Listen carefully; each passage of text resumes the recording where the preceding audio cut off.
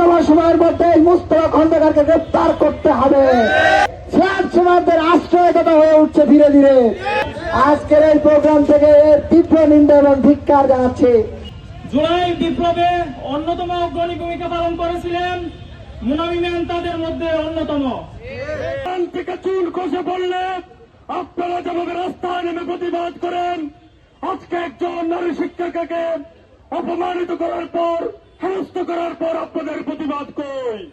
কোন নারীকে উপেক্ষা করে, অপমানিত করে, হেনস্থা করে আপনারা যে ক্ষমতায় যাওয়ার স্বপ্ন দেখছেন, সেই স্বপ্ন আজীবন বৃথা থেকে যাবে। আপনারা শুধু মুনামি ম্যামকে অপমান করেননি, আপনারা নারী সমাজকে অপমান করেছেন।